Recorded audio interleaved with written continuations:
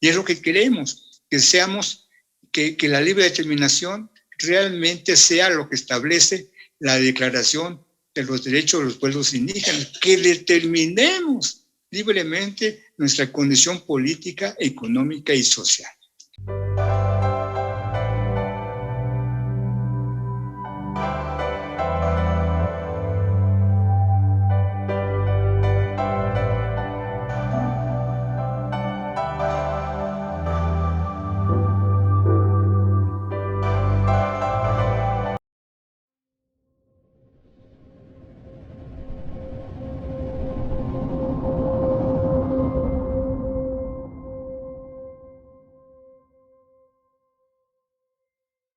Buenas noches, hoy es el 20 de junio y estamos listos para empezar el programa Las Reporteras, que la Jornada de Oriente acerca a todos sus seguidores en redes sociales a través de las cuentas que tiene habilitadas tanto en YouTube como en Facebook. Hoy vamos a hacer una evaluación al Congreso de Puebla en materia indígena en cuanto a la defensa de los derechos de los pueblos y las comunidades indígenas. Por eso se encuentra con nosotros Raimundo García López. Él es integrante de Serranos Unidos en Resistencia Indígena, una organización que recientemente obtuvo una victoria jurídica en la Suprema Corte de Justicia de la Nación al lograr que este tribunal, el máximo tribunal de justicia del país, invalidara una reforma que por la cual se creó en 2019 el Instituto Poblano de los Pueblos Indígenas, y la invalida porque el Congreso de Puebla no atendió su obligación, la obligación que tiene de llevar a cabo una consulta indígena de toda la legislación que apruebe y que esté relacionada con los derechos de las comunidades y los pueblos originarios. Don Raimundo, le doy la bienvenida al programa. ¿Cómo está?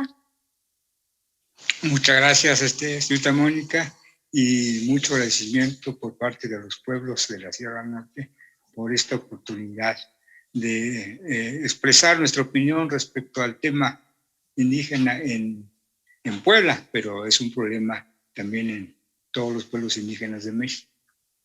Así es, y es un tema importante en el Estado porque es una de las entidades federativas con una alta concentración de comunidades y pueblos indígenas, ¿no es así? Así es, recuerde usted que antes del censo, los resultados del censo de población de 2020, éramos 58 municipios indígenas, y ahora con los resultados del censo de 2020 aumentamos a 110, lo cual habla que hay un aumento de la población indígena en Puebla, y es uno de los estados a nivel nacional que tiene mucha población indígena. Así es, por eso es un tema muy relevante para el Estado el que se procure la defensa de los derechos de estas comunidades. Pues, don Raimundo, cuéntenos, ustedes presentaron este recurso ante la Comisión Nacional de Derechos Humanos. Ustedes recurrieron a este órgano defensor de los derechos humanos para que interviniera en cuanto a la reforma que da origen al Instituto Poblano de los Pueblos Indígenas. De hecho, tenemos un documento que ustedes remitieron a este organismo en el que le solicitan su intervención. Esto en 2019. ¿Qué fue lo que pasó? ¿De qué manera falló el Congreso que ameritó esta participación de Serranos Unidos en Resistencia Indígena? Bueno, en principio, cuando andaba en campaña el ahora gobernador, desde Zapotlán de Méndez anunció que iba a crear el Instituto Poblano de Pueblos Indígenas. Lo reiteró en Cuetzalan, en otro evento de campaña. Entonces, nosotros estuvimos muy atentos acerca de cómo sería el procedimiento que iba a hacer el gobierno del Estado. Y de pronto nos percatamos que elaboraron una iniciativa, la enviaron al Congreso, se difundió, tuvimos la oportunidad de leerlo y nos dimos cuenta que tenía muchos problemas de técnica legislativa. Primero, muchos problemas de concepción del tema indígena de los funcionarios que elaboraron esta este proyecto, y cuando llega al Congreso nos percatamos de que no había posibilidades de que se sometiera a consulta indígena, porque únicamente los tiempos ya ahí estaban muy avanzados y el gobierno del estado le urgía sacar esta iniciativa en el 2019, porque incluso en agosto el gobierno del estado había creado ya el Instituto Poblano de Pueblos Indígenas con una dirección que fue integrada a la Secretaría de Inclusión.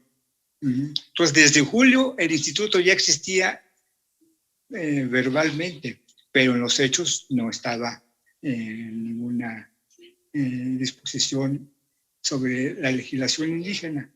Entonces, ¿había prisa en el Congreso para darle un soporte jurídico a este organismo?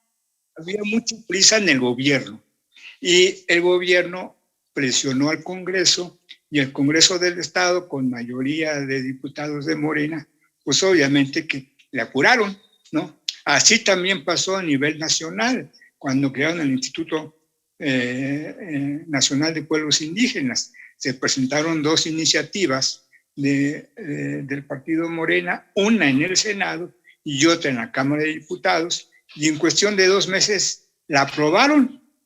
Y esto fue en noviembre. En diciembre se aprobó en la Cámara de Diputados. ¿Por qué? Primero se discutió en la Cámara, se mandó al Senado, hubo reformas a la minuta de la Cámara y los diputados tuvieron que volver a hacer una reunión, y ya para los primeros días de diciembre ya estaba publicado en el Diario Oficial de la Federación. Había prisa por sacar estas dos iniciativas. Así pasó en Puebla. En Puebla, en cuestión de meses también, se llevó a cabo todo este proceso, pero en el tema del Congreso del Estado no se atuvieron a la responsabilidad que les da el convenio 169, ni el gobierno sometió a consulta indígena el proceso de elaboración de su proyecto. Entonces, teníamos dos frentes. Uno, la falta de consulta indígena en el gobierno cuando elaboró la iniciativa, que ahora sabemos que la elaboraron 4 personas, ¿no? Y que fue una copia fiel de la ley del Instituto Nacional de Pueblos Indígenas. Solamente modificaron conceptos, términos, eliminaron artículos, cambiaron de nombres, pero en esencia es el mismo modelo a nivel nacional. Entonces, cuando llega al Congreso, estábamos muy preocupados nosotros porque no nos convocaban hasta que nos invitaron a una reunión al Congreso del Estado a finales en el mes de noviembre, y ahí nosotros fijamos nuestra posición de que esa reunión no era consulta indígena. Y efectivamente los asistentes, en lugar de ir a ver el tema indígena, porque no había información previa, ¿no? Ser un muro de lamentaciones. Los presidentes municipales que fueron querían carreteras, obras públicas, la gente que fue quería apoyos asistenciales, hubo quejas, pero no había una discusión del tema de la iniciativa. Entonces nosotros le dijimos que no estábamos de acuerdo y que teníamos que estar pendientes, y por esa razón, en enero, cuando se publicó ya en el periódico oficial, en el periódico del Estado, le solicitamos desde diciembre a la Comisión Nacional de los Derechos Humanos, porque es facultad de esta comisión, elaborar y presentar acciones de inconstitucionalidad. Valoraron, estudiaron el caso y determinaron elaborar y presentar la acción de inconstitucionalidad en el mes de febrero, porque era el tiempo que ya estaba por agotarse, y la Suprema Corte... Estamos hablando de febrero de 2020. 2020, y la Suprema Corte lo admitió, lo cual fue una primera victoria nuestra, que lo hubiera admitido, ¿no? Y la turnaron a la ministra, y tuvimos que esperar 2 años. Estábamos pendientes. ¿Por qué tanto tiempo, don Raimundo?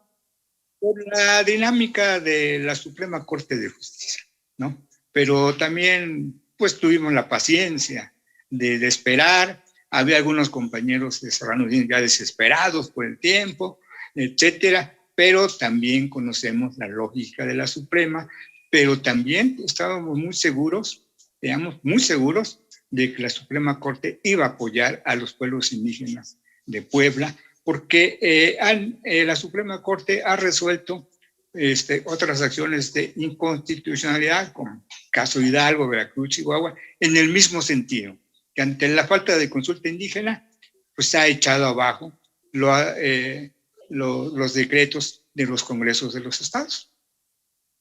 Así es, don Raimundo. Finalmente fallan a su favor y ahora el Congreso del Estado tiene la obligación de llevar a cabo esta consulta. ¿Qué es lo que ha sucedido desde este fallo? Lo último que supimos fue una declaración del presidente del Congreso, Sergio Salomón Céspedes Peregrina, en el sentido de que estaba preocupado porque ahora se percata que se va a tener que consultar a los pueblos originarios en todos los temas que aborde el Congreso y que no cuenta con los recursos suficientes para llevar a cabo estas consultas. ¿Cuál es su parecer sobre esta postura? Bueno, efectivamente, toda consulta indígena requiere de recursos económicos. Si no, no es posible llevar a cabo ninguna actividad. Además, también se requiere que los diputados, en este caso, la comisión que atiende las cuestiones indígenas en el Congreso, que ya cambió de nombre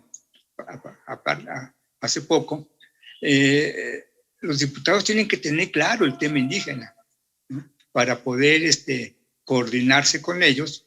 Y el gobierno del Estado, en este caso Barbosa, también debe de tener claro el tema. Yo creo que lo que le pasó a Barbosa, le digo Barbosa porque yo lo conozco desde hace muchísimos años, cuando juntos coincidimos en el Partido de la Revolución Democrática. Yo coordiné la campaña de la ahora presidente cuando ocupó la presidencia del Partido de la Revolución Democrática, y Barbosa era dirigente regional en Tehuacán, y él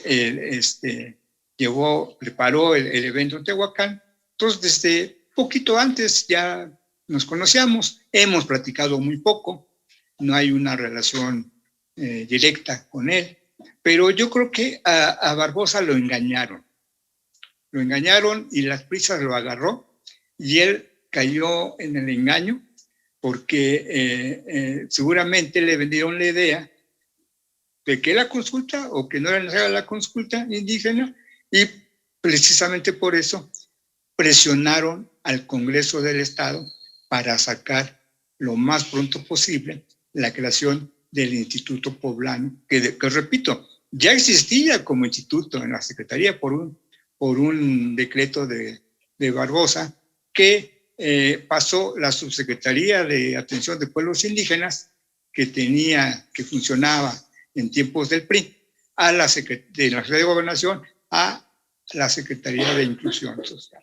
Entonces, ya existía el instituto, pero yo creo que Barbosa fue engañado. Y fue engañado por la gente que ahora dirige el instituto, ¿no? Entonces, hasta donde yo sé, yo no conozco al profesor Bringas bien, pero me han dicho que conoce el tema indígena. Sin embargo, si conoce el tema indígena, le falló a los pueblos indígenas de Puebla, ¿sí? ¿Por qué? Porque no promovió ni propuso la consulta indígena. Entonces, ahora el Congreso del Estado sí tiene la enorme responsabilidad de llevar a cabo un proceso de consulta indígena de acuerdo con los estándares internacionales, tanto del convenio como de la declaración de los derechos de los pueblos indígenas de la ONU, y así como algunas otras aportaciones que han dado los relatores especiales, empezando desde don Rodolfo Sternhagen hasta los recientes, que han hablado mucho de consulta indígena, y este tema lo han llevado al seno de la ONU, y en 2014 tuvo efecto la Conferencia Mundial de Pueblos Indígenas, y ahí los Estados miembros se comprometieron a impulsar, promover y respetar la consulta indígena. Entonces esperamos que el Congreso del Estado, esperamos pronto tener una reunión, vamos a hacer una reunión con el presidente de la Junta de Coordinación Política, con la presidenta que atiende los temas indígenas, que es paisana nuestra, es de Nausontla, Puebla, milita en el PRI, buscar algún acercamiento y coordinarnos y ponernos de acuerdo, porque nosotros queremos que el protocolo que lleva a cabo la consulta que viene sea elaborado conjuntamente entre el Congreso del Estado y los pueblos indígenas de Puebla.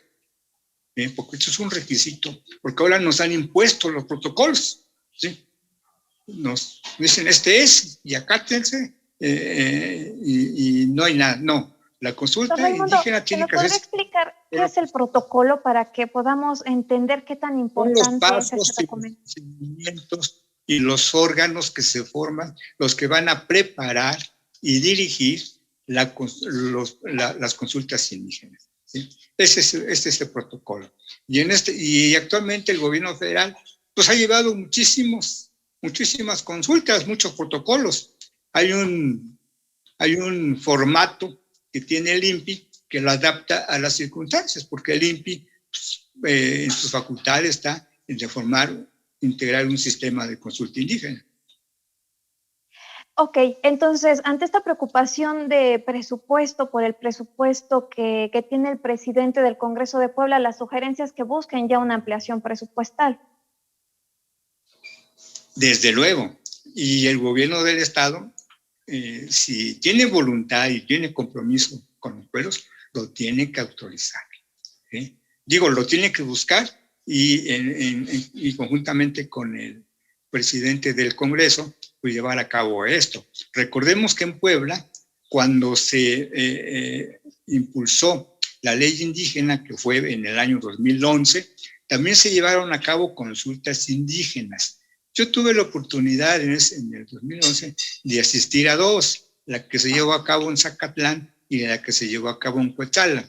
No pude asistir a la de Tehuacán y la de la capital, pero bueno, ahí hubo un intento con algunas deficiencias, pero se hicieron 4 o 5 foros y la ley indígena pues se impulsó en la 57º Congreso del Estado, en tiempos que el PRI dominaba el Congreso del Estado, ¿sí? Entonces, ahora el Congreso del Estado es dominado por Morena y la naturaleza del partido de Morena pues es su compromiso que tiene con los pueblos indígenas de México. Entonces nosotros esperamos que haya una apertura del Congreso del Estado de escuchar a todas las organizaciones indígenas para llevar a cabo este proceso y que salgan bien las cosas. Porque también nosotros tenemos la idea de que en el tema indígena en Puebla tenemos que hacer una reformulación a fondo, ¿sí? Ver el tema de la cuestión indígena a fondo. Si es necesario, tenemos que promover que se derogue la ley indígena actual y sacar una nueva ley indígena, pero con la participación. ¿Qué es lo que debería de contener este nuevo ordenamiento que usted sugiere? Bueno, en principio tenemos que armonizar los avances y el reconocimiento de los derechos de los pueblos en las normas internacionales, ¿sí?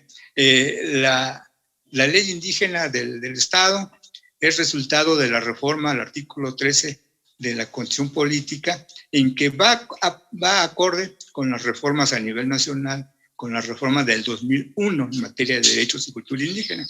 Y no es hasta el 2004 que se introduce en el artículo 3 el tema indígena. Y ahí corresponde a la lógica nacional. Sin embargo, ahora ha habido avances enormes en materia de derechos indígenas a nivel internacional y México está quedando rezagado. Tenemos que armonizar estas disposiciones. En la pasada administración, la Comisión para el Diálogo con los Pueblos Indígenas de México, que pertenece a la Secretaría de Gobernación, hizo una propuesta de armonización. Desafortunadamente, por los tiempos y la falta de voluntad política, no fue posible que el entonces Ejecutivo Federal la elaborara en forma y la presentara a la Cámara de Diputados. Pero hoy todavía ese reclamo exige, está de armonizar lo que ya avanzamos a nivel lo que ya avanza a nivel internacional y los compromisos que adquirió el Ejecutivo Federal en la Conferencia Mundial que se llevó a cabo en la ONU en el año 2014 y que aterricen tanto en la legislación nacional como en la legislación de los estados. ¿Cuál es eso? Primero, lo que quedó pendiente de los acuerdos de San Andrés. Recuerde usted que los acuerdos de San Andrés no se cumplieron en sus contenidos principales y por esa razón el EZLN rompió el diálogo con el gobierno federal y hasta la fecha no se ha restablecido. ¿Por qué? Porque los aspectos centrales de los acuerdos de San Andrés no los incorporó Vicente Fox, aunque él tuvo la astucia de decir que fue el Congreso, que no hizo, que no acató los contenidos de los acuerdos de San Andrés. ¿Cuáles son? Primero, ser reconocidos como sujetos de derecho público, pero en la Constitución General de la República. En Puebla, en el artículo 13, en una de sus fracciones, sí nos reconocen como sujetos de derecho público. Con la creación del INPI y su ley, también se incorpora el concepto de sujetos de derecho público, pero en los hechos no se cumple. Nada más está escrito, pero no se ha instrumentalizado, porque cuando nosotros vamos con los funcionarios y decimos que somos sujetos de derecho público, pues no lo entienden. ¿Sí? Ahora, el tribunal, tanto la Suprema Corte como el Tribunal Electoral han emitido resoluciones que van en el sentido de un ligero avance, pero hay avances, como Michoacán, con el caso de Cherán, ¿no? En Ochuc, Chiapas, en Guerrero. Entonces sí hay avances, entonces tenemos ya que tomar el toro por los cuernos e incorporar los últimos avances en materia indígena a nivel internacional a la Constitución política de los Estados Unidos mexicanos y que de ahí baje a las legislaciones. ¿Por qué? Porque el otro tema es de libre determinación y autonomía. En los acuerdos de San Andrés estaba muy claro, pero con la reforma del 2001 se suavizó porque la libre determinación lo mandataron a que los congresos determinaran sus características. Entonces, cada congreso del Estado pues, tiene la facultad de hacerlo, pero no se inscribe en un contexto general que estaría en la Constitución política de los Estados Unidos mexicanos. Y es lo que queremos, que la libre determinación realmente sea lo que establece la Declaración de los Derechos de los Pueblos Indígenas, que determinemos libremente nuestra condición política, económica y social. En eso consiste la libre determinación y que se expresa en la autonomía. Y de ahí la importancia de las consultas indígenas, porque a través de estas consultas es como manifiestan sus posturas ante los temas. Desde luego. Y la consulta indígena no debe ser como la que respetuosamente está llevando, por ejemplo, el INE, ¿no? Que escucha opiniones, propuestas, pero el INE se atrinchera en una jurisprudencia del Tribunal Electoral que señala que las consultas no son vinculantes, lo cual es un error garrafal. Claro que las consultas son vinculantes, claro que las propuestas que hacemos los pueblos indígenas son vinculantes, porque si no, sería un diálogo de sordos, que a muchos se escucha, pero a pocos se atiende. Don Raimundo, hay otro tema que enfrentó también el Congreso de Puebla por no llevar a cabo esta consulta indígena y fue la anulación de algunos capítulos de la Ley de Educación que aprobó en la legislatura pasada. Un tribunal del Poder Judicial de la Federación fue el que determinó esto, que se tiene que llevar a cabo la consulta indígena, pero yo no recuerdo, no tengo presente que el Poder Legislativo haya atendido esta sentencia. ¿Ustedes qué saben al respecto? ¿Sí se llevó a cabo? No, la información que tenemos es que está en stand-by. Si no mal recuerdo, esta esta acción la promovió el secretario de Acción Indigenista del PRI en el Estado, el maestro Romero Tobón. Todavía no hay noticias de que esta consulta se lleve a cabo. Ahora la oportunidad de ver todos los temas, y efectivamente el tema de educación indígena está en el convenio 169, ¿no? Y ahí se señala que los pueblos indígenas debemos de dirigir la educación que va hacia nuestras comunidades, hacia nuestra población, e incluso promover instituciones, administrar las instituciones. Y nosotros vemos, por ejemplo, en el caso de la Universidad Intercultural, que está en Huehuetla, que tiene un control muy fuerte por parte del gobierno. Hay órganos que están ahí, pero que realmente no funcionan. Y los pueblos indígenas de Puebla, pues no intervenimos en la dirección y en la operación de la Universidad Intercultural, que estas universidades se crearon en tiempos de Vicente Fox. La primera se instaló en el Estado de México, ya han aumentado, estaban bajo la Coordinación de Educación Intercultural de la Secretaría de Educación Pública, pero efectivamente el tema de educación y la anulación de algunos artículos de la Ley de Educación del Estado de Puebla se tiene que llevar a cabo. Y ahí vamos nosotros a proponerle al Congreso del Estado pues que se haga no podríamos decir un paquete, pero sí un proyecto para que podamos implementar dichas consultas indígenas de acuerdo con los pendientes que tiene el Congreso del Estado. ¿Por qué? Porque el Congreso...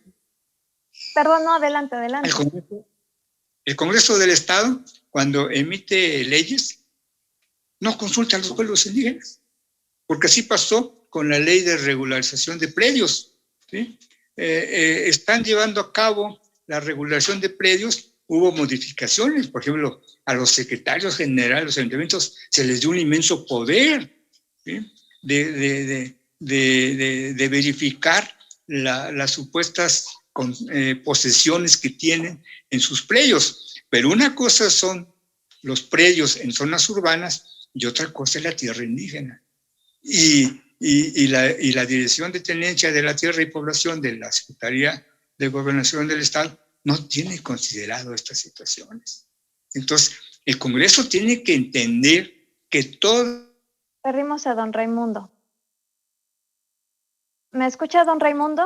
Okay. Sí, mire, retomando el tema del programa de regularización, nosotros al revisar la ley que aprobó el Congreso del Estado a iniciativa del gobernador Barbosa, porque derogó la ley del mismo tema de Moreno Valle. Y también cuando Moreno Valle llevó a cabo este programa, pues hubo muchas anomalías, ¿no? Gente que perdió sus terrenos, o gente que se hizo de propiedades, aun cuando tenía propietarios legalmente registrados en el registro público de la propiedad. ¿Y cómo fue posible? Porque intervenía los defensores públicos, intervenía el Instituto Registral y Catastral y obviamente los jueces, que eran juicios de subcapio. Entonces hubo un despojadero de predios. E igual puede suceder con este programa, porque están aplicando esta ley en los municipios indígenas sin considerar el tema de la tierra indígena. Por eso decimos... ¿Han emprendido alguna acción jurídica para defenderse de esta medida que podría afectarles? No, porque se nos fue el tiempo cuando aprobó el Congreso. Únicamente estamos dando seguimiento a algunos casos y en fechas próximas le haremos llegar al gobernador un documento sobre este asunto que también consideramos que es muy delicado, porque en la Sierra Norte ha habido despojos históricos. Después de la conquista nos despojaron, ¿no? Después de la independencia, con la ley de desamortización de los liberales, también nos despojaron, ¿no? después de la revolución, los jefes militares que se quedaron en la Sierra Norte también nos despojaron de predios, y mucha gente indígena de los pueblos y las comunidades pues no tiene tierras en donde vivir, y mucho menos, si no tiene tierras donde vivir, pues no tiene tierras donde trabajar. ¿Sí? Claro, Y don entonces, Raimundo, para cerrar el programa, don Raimundo, me gustaría que nos diera una evaluación del Congreso de Puebla, que es el que al final emite la legislación en cuanto a la defensa de los derechos de las comunidades y los pueblos indígenas. Lo que es evidente es que no están atendiendo su obligación de consultarlos, y que cuando les ordenan por parte del Poder Judicial cumplir con esta medida, lo alarga. Simplemente no hay acciones que denoten un interés de dar atención a los pueblos originarios. ¿Cuál es su parecer, máxime cuando el Congreso es dominado por una fuerza política de izquierda que, como lo decía al inicio del programa, pues pensaría que tendría total coincidencia con esta defensa? Efectivamente, si nosotros hacemos una evaluación del Congreso del Estado en la pasada legislatura, en la que el jefe de control político del Congreso era el morenista de apellido Biestro, que yo no conozco, no ubico, creo que no es poblano, hasta donde yo sé. Biestro, pues cometió muchas fallas, muchos errores, y ahí están los resultados, porque la Suprema Corte ha echado abajo varias leyes en el Estado de Puebla. Ahora, en esta legislatura, que también tiene mucha presencia morena, yo desconozco quién es o qué representa políticamente, qué representa el presidente de la Junta de Coordinación Política, pero por el perfil de la mayoría de los diputados de Morena, pues desconocen el tema indígena, efectivamente. Sabemos que esto es una debilidad que tenemos nosotros ahí como pueblos, porque al desconocer, pues cuando vayamos a hablar con ellos, pues no nos van a entender. ¿Sí? Ese es el problema. Aunque ya el gobernador dijo que la resolución se tiene que acatar, ¿no?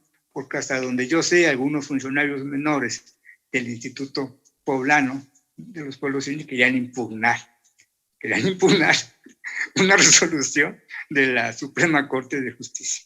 Bueno, tan mal asesorados jurídicamente, ¿no? O les ganó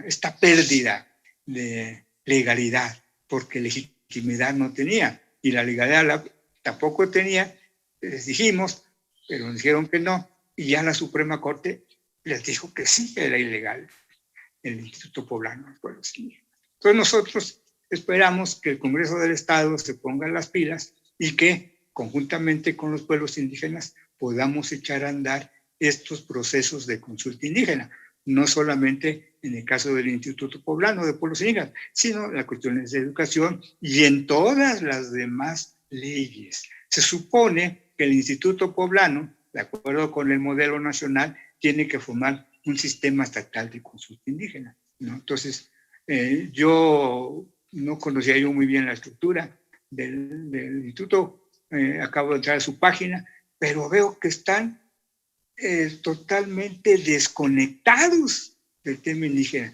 No veo trabajo, no veo actividades, ¿no?, del Instituto Poblano, ¿no? Tampoco también desconozco en qué están ejerciendo los recursos que les asignó el Congreso, ¿no? Entonces, sí tenemos que hablar muy fuerte, así le digo, muy fuerte, y sé el peso de mis palabras. Tenemos que hablar muy fuerte con el Congreso del Estado, pero también tenemos que buscar dialogar con el gobernador del Estado, porque uno de los puntos que vamos a plantear es que los actuales responsables del Instituto Poblano no participen en esta etapa que viene de consulta indígena, porque lo repetimos, no tienen legitimidad, no tienen credibilidad en sus palabras y mucho menos en sus acciones. Don Raimundo, pues le agradezco mucho el tiempo que dedicó a este programa para exponernos las complicaciones que viven todo el tiempo para hacer valer sus derechos, ¿no? Y toda esta compleja trama que deben enfrentar en los tribunales para que realmente las instituciones atiendan la obligación de consultarlo. Le agradecemos mucho a usted, señorita Mónica Camacho, y al espacio que tiene usted a través de la Jornada de Oriente. La jornada a la que usted presta sus servicios o colabora, pues es un periódico con mucho prestigio. Aurelio Fernández ha apoyado la lucha hasta allá en la Sierra Norte, cuando nos hemos enfrentado y nos estamos enfrentando y nos seguiremos enfrentando a los megaproyectos, ¿no? Recuerde usted que recientemente la comunidad, el municipio de Iztacamaxtlán, los compañeros de allá, obtuvieron también un avance jurídico cuando la Suprema Corte tocó el tema de la concesión minera, y también está el tema ahí de consulta. Entonces, sí, agradecemos el espacio y que nos da la jornada para que la voz de los pueblos indígenas sean escuchados en todo el estado de Puebla, ¿sí? Porque a veces nos quedamos en nuestra región, en nuestras comunidades, ¿no? Y nuestros problemas no salen a flote. Y este espacio que nos da la jornada, pues es muy importante y le agradecemos mucho. Ahí saludos a Aurelio Fernández, que ha emitido algunos posicionamientos incluso contrarios a la línea que actualmente hay a nivel nacional en cuanto a megaproyectos, ¿no? Entonces, sí, agradecemos este espacio de usted y estamos a sus órdenes. Le comento, le digo aquí a la opinión pública de Puebla que el próximo jueves tenemos una reunión con la Defensoría Electoral del Tribunal Electoral de la Federación para ver el tema de consulta indígena y redistritación electoral, que ese es el tema del próximo programa suyo, en el que modestamente aportaremos nuestras opiniones ya con los resultados que vamos a tener el próximo jueves.